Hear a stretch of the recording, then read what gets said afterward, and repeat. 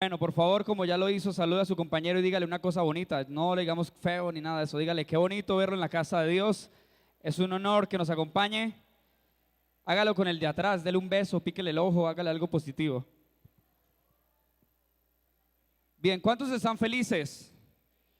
Bien, uy, no todos están felices. Bueno, hoy tengo el privilegio de acompañarlos. Vengo de ministrar en un retiro. Hay varios de sus líderes o varios de sus amigos que están ahora en este momento retirados, no aguantando hambre, pero sí sometiendo la carne en oración. Entonces, vamos a mandarle un fuerte aplauso a ellos que nos escuchen ahí espiritualmente y les motivamos. Bien, quiero que habla conmigo su Biblia en el libro de Eclesiastés, capítulo 7. Hoy el tema puntualmente se llama pasarela. ¿Sí? Ustedes escucharon hablar de la pasarela, ustedes han escuchado hablar de ese tema puntual en el seminario de identidad. Entonces, hoy vamos a hablar de un tema llamado pasarela. Vamos a saber de qué se trata y demás. Eclesiastés, capítulo 7, dice de la siguiente manera: más vale el buen nombre que el buen perfume. Vale más el día que se muere que el día que se nace. Vale más ir a un funeral que a un festival, pues la muerte es el fin de todo hombre y los que viven deberían tenerlo presente. Creo que cambie un poquito la versión. ¿Listo? Quiero que cierre sus ojitos ahí. Vamos a hacer una oración muy corta y arrancamos. Padre, qué gran privilegio nos das de estar aquí en el mejor de los lugares. Hoy muchas discotecas abren, hoy tal vez el cine está abierto, las canchas de fútbol están abiertas. Cualquier plan aparentemente es bueno, pero estamos en el plan perfecto, el plan donde te vincula a ti. Dios, eres lo más maravilloso que nosotros podamos tener y por eso hoy te pedimos que nos hables a través de tu palabra. Te honramos, te mandamos besos y toda la gloria a ti, en el nombre de Jesús, amén. Bien, voy a leerles una vez más el versículo. Dice, más vale el buen nombre que el buen perfume, más vale el día en que se muere que el día en que se nace. Y dice más adelante, dice, vale más ir a un funeral que a un festival, pues la muerte es el fin de todo hombre y los que viven deberían tenerla presente. Hace poco tuve la oportunidad de ir a predicar a un cementerio y lo he hecho en un par de ocasiones en las funerarias, pero esta vez fue en uno de los cementerios más populares, que es el cementerio de las Colinas. Y tuve la oportunidad de ir a predicar donde estaba un cadáver muerto de un difunto que falleció, que no lo conocía. Era una familia que no conocía, una señora o un señor que falleció, que yo no conocía, pero me enviaron de aquí de la iglesia para que fuera a predicar.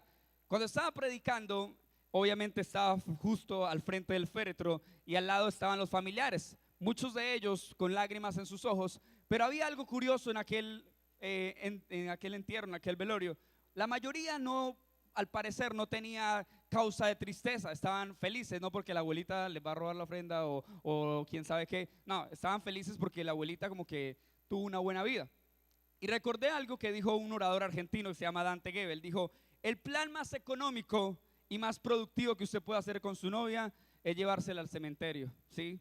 Le sale barato, ya no va a pedir helado ni merengón a la salida. Pero aparte de eso es un plan muy productivo. ¿Productivo por qué? Te lo voy a explicar. Cuando tú vas lápida por lápida, tú vas a encontrar epitafios. Y en los epitafios vas a encontrar el resumen de la historia de muchas personas que fallecieron. Y es interesante, haga el experimento, llévesela por allá bien lejos. El cementerio de las Colinas se lo recomiendo, bien lejos, por allá, llévesela por allá. No le hable para que le ponga más misterio y ella vaya como que, ay, dígame algo, ¿por qué no me hablas? Y llega ya usted con misterio, llévela por allá. Dígale por allá cuando la vea fijamente a los ojos, ¿por qué no me habla? ¿Por qué no me habla? Y dígale, bésame, ¿sí? Y cuando ella diga, pero no, antes de besarlo, dígame por qué usted anda en silencio. Y respóndale, con un beso sabrás todo lo que he callado, ¿sí? Miren, esa niña va a caer muerta ahí, ¿sí? Y de paso la entierra y no, pero es un plan productivo, ¿sí? Pero productivo, ¿por qué? Escuche, eso me lo enseñó Carlos, un discípulo que es muy bueno, ¿sí? Pero mira, resulta que cuando usted va lápida por lápida, usted se va a encontrar que en cada epitafio, es decir, describen en un pequeño membrete el resumen de la historia de una persona. La Biblia me dice que los que estamos viviendo deberíamos tener en cuenta qué tiene que ver la muerte. ¿Cuántos, honestamente, antes de ser cristianos, en alguna oportunidad le tuvieron miedo a la muerte? Levánteme la mano. Yo era una persona superfóbica al tema de la muerte. A mí me daba mucho miedo todo lo que tenía que ver con muerte, eso me generaba pánico. Y ahora que voy a predicar muchas veces a funerarias, me doy cuenta que más allá de la muerte, como la Biblia dice, para nosotros el morir es ganancia, es entender qué es en sí el término del ciclo de una persona. Yo no sé si usted recuerda, pero antiguamente las personas no las velaban en las funerarias. ¿Alguien recuerda que las personas las velaban en la sala de la casa? En la sala de mi casa velaron a mi abuelita, ¿sí? No sé qué era peor, que usted veía durante todo el día a su familia, a sus tíos, a sus primos, a sus abuelos, tomando tinto y velando ahí el féretro en toda la mitad de la sala. Para los que algún día fueron a mi antigua casa, la sala quedaba justo al frente de mi habitación, ¿sí? Ahora, no solo la velaban, la dejaban en el famoso novenario, es decir, durante 9 días reposaba el féretro en la casa. El problema no era tomar tinto en el día, el problema era acostarse en la noche, ¿sí? Porque si usted le dan ganas de hacer chichi y usted abría la puerta, lo primero que se encontraba era el féretro, ¿cierto? Y le ponían un vaso de agua justo, eso era en la antigua tradición, la religión, le ponían un vaso de agua justo debajo del ataúd para que el muerto tomara agua porque tenía sed. Y uno decía, eso es mentira. Y al día siguiente usted encontraba el vaso un poquito más, poquito de agua, ¿sí? Luego un poquitico menos de agua. Y así sucesivamente hasta que el vaso y el muerto tenía mucha sed, ¿sí? Y uno vivía súper pano, como así, el muerto se paró y tomó agua, no entiendo. Y eso generaba miedo en cuanto a mi crecimiento en torno a las cosas que tenían que ver con la muerte. Sin embargo, ahí la palabra puntualmente nos está diciendo, vale más, es más productivo, es más efectivo cuando tú logras ir a un funeral que a un festival, porque todo hombre tiene que culminar su ciclo de vida. Cuando culminamos nuestro ciclo de vida, no es en realidad ganancia. La ganancia es sencilla. Usted se muere como un millonario, como un pobre, como un estudiado, como un analfabeta. Todos terminamos el ciclo de la misma manera. El asunto es el legado que usted y yo dejamos en la tierra. Ahí es donde nos está puntualmente la palabra instruyendo. Cada uno de nosotros ha de culminar ese ciclo, pero ¿cuál es el legado que usted y yo vayamos a dejar? Un día en mis afanes diarios estaba comiendo y recuerdo que comí muy rápido y era una comida, se llama caldo de carne, ¿sí? Yo lo conté en alguna oportunidad la historia. Y comiendo el caldo de carne me atoré, ¿sí? Cuando estaba atorado, lo lógico que uno hace es que mentalmente consume líquido, ¿sí? Entonces yo consumía líquido y no pasaba nada, ¿sí? Entonces, ¿qué es lo segundo que usted hace? Coge la palma y se pega y no pasaba nada. ¿Qué es lo tercero que usted hace? Coge, ¿sí? Para tratar de sacar lo que usted comió. Era comida, era carne de esa de caldo, entonces solamente quedas mechadita y no era capaz. Por cuarto, volví, tomé jugo y esta vez, estoy hablando delante de Dios, tomé jugo y el jugo no me salió ni por la boca, me salió por la nariz, ¿sí? Entonces cuando yo me salí por la nariz yo me sentía ahogarme y me sentía ahogarme y en cuestión de segundos yo dije, no, aquí me morí, ¿sí? Y yo sentía como la cara se me ponía morada, mi mamá vio la escena y empezó a pegarme en la espalda, no sucedía nada, hasta que llegó mi macancán de padrazo, así todo gigantesco, y él me alzó, me apretó el estómago y salió el pedazo de carne. En cuestión de segundos, yo vi como mi vida iba a pasar a otro lugar, ¿sí? Y yo dije, en realidad yo estoy preparado para la muerte. En realidad la muerte es un tema que le compete a todas las personas que están con orden de captura en 3 cementerios porque tienen 99 años. No. No estoy hablando tampoco un tema apocalíptico, simplemente quiero instruirles frente a lo que usted y yo nos enfrentamos a diario. Cada vez que vemos una noticia a través del periódico, a través de Muerto Diario, a través de la televisión, cada vez encontramos cómo muchas personas culminan su ciclo natural de vida, fallecen. El asunto es cuando Dios nos da la oportunidad de leer la Escritura, usted y yo encontramos que ellos nos están instando a que como seres humanos, como seres racionales y como seres espirituales podamos entender que hay una eternidad la cual debemos vivir. No sé si a usted le llegó en alguna oportunidad un correo electrónico que hablaba sobre unas historias puntuales. Yo estuve leyéndolo, poco leo porque creo que es fuentes mentirosas o qué sé yo, pero leí varios nombres que me llamaron la atención. Luego en otra página otra vez encontré el mismo artículo pero por otra fuente y me di cuenta que era una fuente real. Y leí el caso de algunos hombres muy conocidos en la historia. El primero de ellos es John Lennon. Dice, en una importante entrevista, el hombre afirmó que la cristiandad se acabaría, el cristianismo se acabaría y que no discutiría asuntos de Jesús, muy simple, y que ellos eran más famosos que Dios. Fue en una de las entrevistas y dice, Lennon después de decir esto, que serían más famosos que Dios, luego un poco más adelante recibe 6 disparos en su cuerpo y fallece.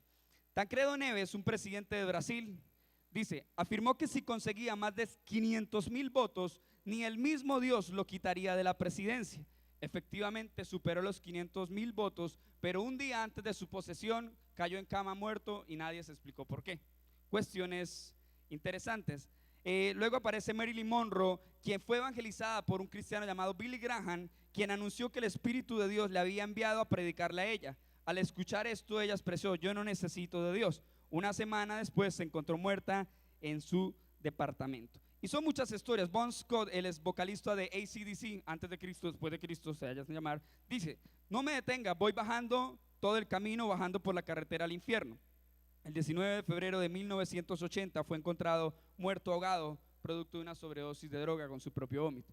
Cada historia de ellos fueron un referente a seguir dentro del molde social. Dentro de la sociedad muchos los veían con un perfil de gran influencia. Muchos a través de lo que hoy se llaman redes sociales, muchos a través de la televisión, los veían como personas que fundamentaban una filosofía de vida. Es como hoy mencionar las culturas urbanas. Cada uno de ellos trataba de imponer un estilo por el cual vivir. El asunto es que ellos tenían algo en común. Ese algo en común era que todos querían desafiar la divinidad. Todos querían desafiar lo que tenía que ver con Dios. Y usted ve cuando dice, todos ellos culminaron su ciclo de vida y no en las mejores condiciones. ¿Qué quiero decirle con todos ustedes para que no me vean con cara de, ay, nos vienen a hablar de muerte y va a salir apocalíptico aquí? Quiero decirle una cosa sencilla. Cada uno de nosotros está viviendo la vida de una manera agradable. Tú tienes grandes sueños que cumplir, tienes una profesión que quieres alcanzar. Hay muchísimas cosas que podemos alcanzar en este cuerpo terrestre, pero la Biblia nos está instruyendo que usted y yo podemos alcanzar más cuando somos conscientes del plan de Dios para nuestras vidas. Hoy les hablaba a los líderes donde estaba predicando y les decía, tan sencillo como la palabra pecado. Pecado significa errar al blanco. Quiere decir que Dios nos otorgó un plan estratégico de vida. Tú vas a triunfar, tú vas a ser una persona exitosa, porque quien tiene a Dios lo tiene absolutamente todo. Pero en algún momento aparece el pecado. Cuando aparece el pecado es cuando erramos al blanco, es cuando nos desviamos del plan perfecto de Dios. Dice más adelante entonces, la memoria de los justos es una bendición, pero la fama de los malvados será como pasto de gusanos. Quiero que me entienda aquí para que todos entremos en tónica. Dios diseña al ser humano como lo diseñó, cabezón, chatico, narizón, hermoso, gordito, flaquito. Todos fuimos diseñados a imagen y semejanza de Dios. En el camino de la vida, como dice una canción de unos hermanos vallenateros, todos salimos a enfrentar muchas cosas. Enfrentamos éxito, nos enamoramos, fracasamos, triunfamos, perdemos, asumimos cosas con valentía, otras con temor, y todos nos parecemos en alguna etapa de la vida. De hecho, dice alguien por ahí, la valentía no es ausencia de temor, es simplemente ese temor que no ha hecho sus oraciones. Cada ser humano es completamente idéntico. Todos pasamos por altibajos en las situaciones que vivimos. El asunto es, como lo dice la palabra que leí al comienzo, todo ser humano que es inteligente y que es racional y que está viviendo debería ser consciente de que algún día va a culminar su ciclo. Eso no lo digo para que usted se asuste, ay no, qué man tan aburrido, nos mandó a morirnos a todos. No, lo digo para que usted entienda que disfrute los días que le quedan, muchísimos, pero que usted deje un legado en esta tierra. Cuando hablaba de los epitafios, veía como muchos de ellos no tenían absolutamente nada, y al no tener nada era porque no dejaron un legado en esta sociedad. No dejaron una enseñanza, no dejaron ningún ejemplo, no dejaron absolutamente nada.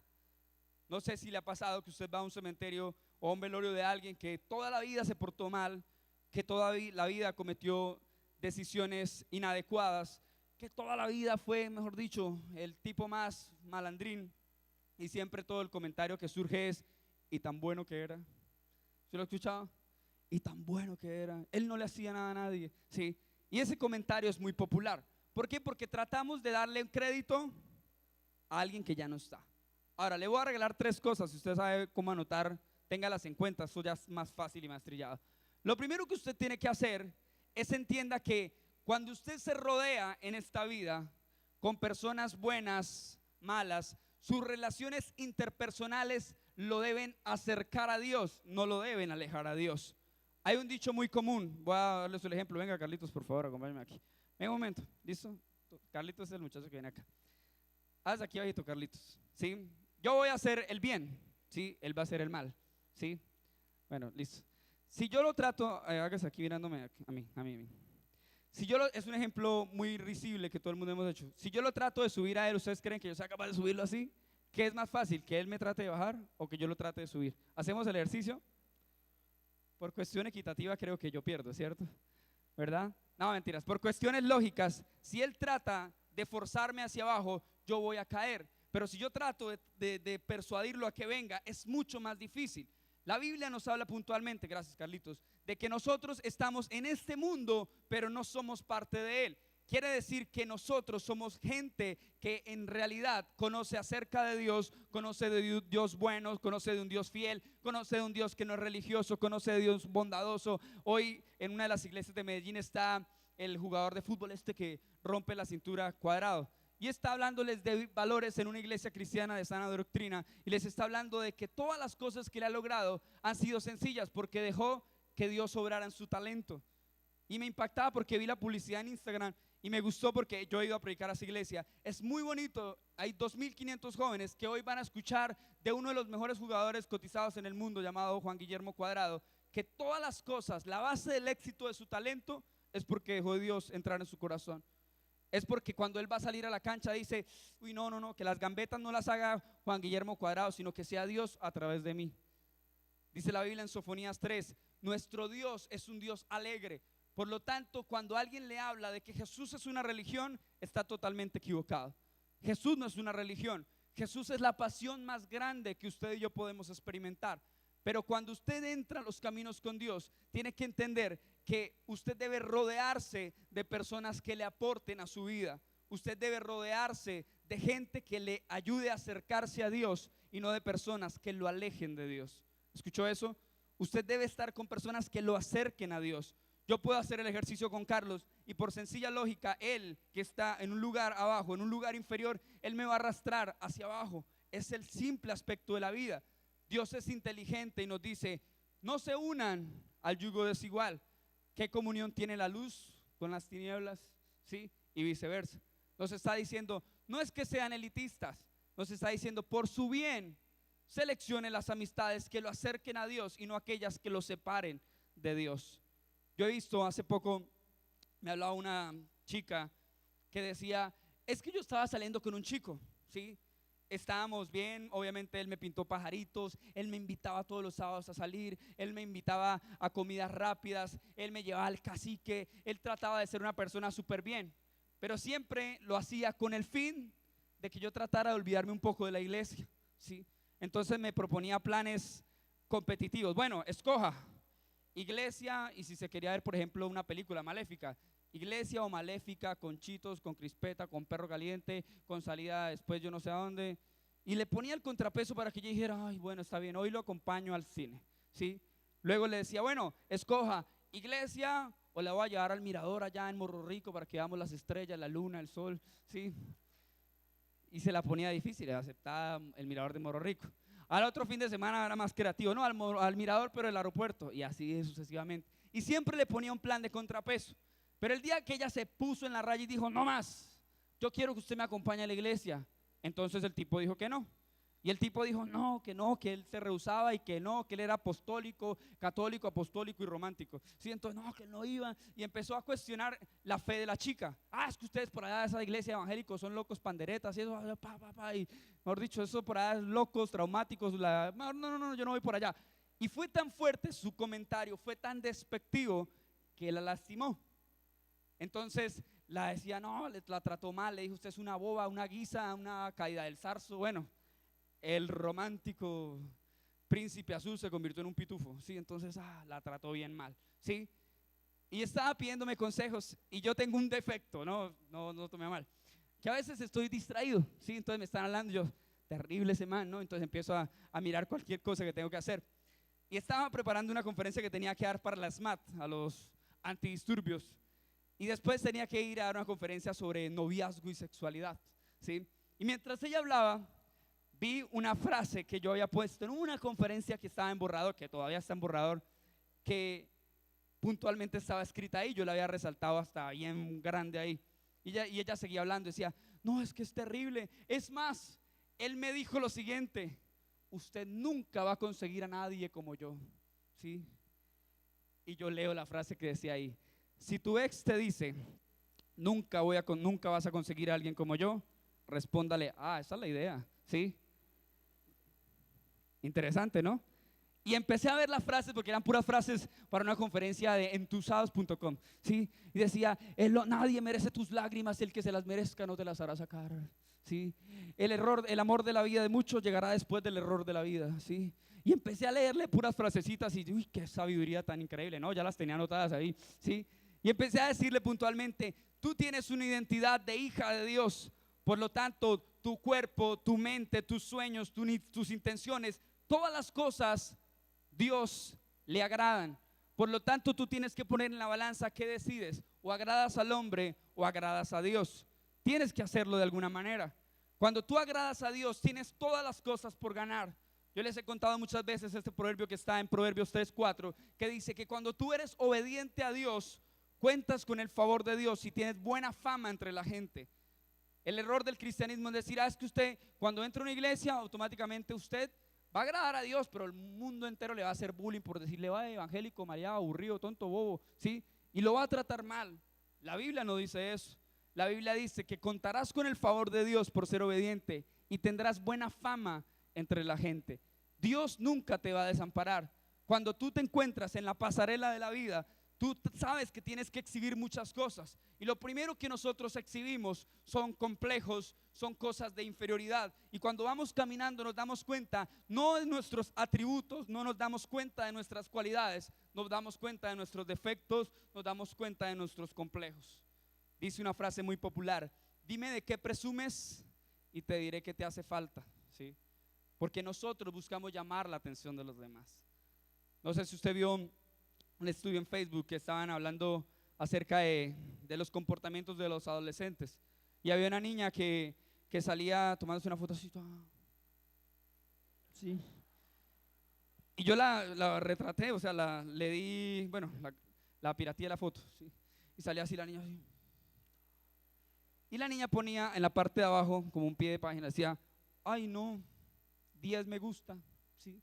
Entonces, ¿qué hacía la niña?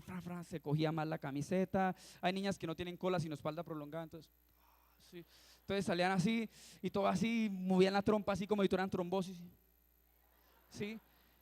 Y al destaparse aquí, al destaparse acá, 300 me gusta. Pregunta que plantea el conferencista: ¿será que esa chica se valoraba o buscaba la aceptación de los demás? Ella buscaba la aceptación de los demás. Cuando nos damos cuenta, nosotros buscamos la aceptación de los demás. Nosotros buscamos que, entre comillas, amigos nos hagan parte de su círculo. Nosotros buscamos que las personas que están siendo populares nos hagan parte de su círculo. Y nosotros nos queremos meter a un círculo porque la sociedad en la cual vivimos, usted y yo, nos presiona a ser parte de los grupos. Lo he repetido en 1000 ocasiones. Todo el mundo quiere ser amigo del popular del salón. No importa si no se bañe, si sea casposo, si sea plaga, si nunca haga las tareas. Todo el mundo quiere en el descanso ser amigo del popular porque yo me la parcho con él, ¿sí? Y todos quieren exhibirse en la pasarela de ella porque se la parchan con él. Y cuando lleguen las evaluaciones, el nerdo que reprimían, el nerdo que pateaban, al nerdo que le hacían bullying, matoneo y demás, si el profesor dice grupos de a 2, ¿usted escoge al popular o escoge al nerdo? Al nerdo porque es inteligente. Yo estudiaba con Roger, ¿sí? En ese caso yo era el inteligente y él me buscaba a mí para las conferencias, ¿sí? No, mentira. Pero es verdad, todo el mundo quería al inteligente. ¿Por qué? Escuche, porque el inteligente, su misma palabra lo dice, no se deja llevar por los impulsos de sus emociones, sino es consciente de lo que a diario se va a encontrar. Cuando las emociones suben, nuestra inteligencia baja. Téngalo presente. Cuando sus emociones suben en la vida, su inteligencia baja y usted no se deja gobernar por las neuronas, sino por las hormonas. Por lo tanto, todo lo que vivimos a diario es producto de la presión social. Todo lo que tú vives con tus amigos a la hora de estar en un entorno donde consumen cigarros de marihuana, donde te encuentras con chicos que están alcoholizados, donde te encuentras con una niña que te dice, uy, venga, eso en 4 no se ve, ¿sí? Y cuando te das cuenta de esa presión es tan fuerte que tú decides si agradas a Dios o te dejas llevar por la presión. Tú decides si tus emociones suben y tu inteligencia se va al piso. Tú eres consciente que tus amistades, con quien te relaciones, te debe acercar a Dios o automáticamente te va a alejar de Dios. Es una realidad que no puedes negar. Es una realidad indiscutible que va a suceder. Segundo, la Biblia dice lo siguiente: si estás en un medio donde te presionan, donde hay amistades que es muy difícil desmembrarse de ellas, bueno, entonces que ellos se conviertan a ti y tú no te conviertas a ellos. Nos está diciendo que ellos en realidad sean los que sean influenciados, afectados por tus comportamientos y no tú te dejes arrastrar. Es algo totalmente claro en la sociedad. Yo cuando estaba en la universidad siempre me encontraba con grupos de chicos que decían: las nenas quieren vestir, ser lindas, parecer todas las princesas de un cuento de hadas, pero con un petaco de cerveza no lo van a lograr. Todo lo que vivimos a diario es lastimosamente producto de un sistema que nos presiona a hacer lo malo. Hoy a lo malo le llaman bueno y a lo bueno le llaman malo. Es una realidad que no podemos esconder. Yo lo conté que día, estaba en la cárcel dando una charla. Y recuerdo que me encontré un muchacho que toda la vida en mi colegio me hizo bullying, ¿sí? Yo tengo un defecto, al ser miope, que si usted me llama allá de lejos yo no lo voy a ver, entonces hago así. ¿Quién es? Y los que me conocen saben que yo tengo ese defecto. Yo, ¿quién será? Usted pasa y me hace: hola, ¿cómo está? Y yo, ¿cómo está? No lo conozco. Y no es porque, uy, qué tipo tan picado, no saluda. No, es que no lo vi, ¿sí? Pero ese defecto toda la vida me lidió. Yo creo que yo estaba cansado de que ese muchacho me la montara, como se dice vulgarmente en el colegio, y me tenía encima, me decía, ¿cómo le dice Mr. Magoo? Me decía Mr. Magoo, ¿sí? Y yo no, todo el tiempo me decía cualquier cantidad de apodos, que usted, ¿qué? 4 ojos, todos los apodos que a ese tipo le ocurrían con el torno de la visión. Y yo estaba ahí hasta que un día me cansé, hice un acto prohibido, ¿sí? Le impuse manos, ¿sí? Obviamente no le impuse así, sino así, ¡pah! Y le impuse manos al tipo. Cuando yo mejor dicho, le pegué como 3 puños, él me desbarató después, pero bueno, ¿sí? Y después de eso, lo que a mí más me frustró fue firmar observador, ¿sí? Y en esa firmada observador yo decía: pero este tipo me la tiene montada toda la vida y ahora por culpa de ese incircunciso www.com, ahora yo firmo observador, ¿sí? Y firmando observador y con lágrimas en mi rostro porque yo decía: mi mamá me va a dar en la mula, ¿sí? Firmaba observador y yo hacía así como cuando uno quiere llorar que mueve el labio así. Y hacía pucheros como: ay, nadie me entiende, este mundo está en contra mía, ¿sí? Entonces yo empezaba como a luchar en mi infancia y crecí con muchos complejos, crecí intimidado, crecí amilanado, crecí temeroso de lo que el mundo me pudiera enfrentar y que el mundo me pudiera sacudir. En la cárcel me lo encontré, ¿sí? Y cuando yo estaba dando la conferencia, estaba en el patio que está por paramilitarismo, ¿sí? Entonces estaban pues unos señores de las AUC, ¿sí? Así todos mancancanes, pero ahí dejan entrar a ciertas personas que están en un proceso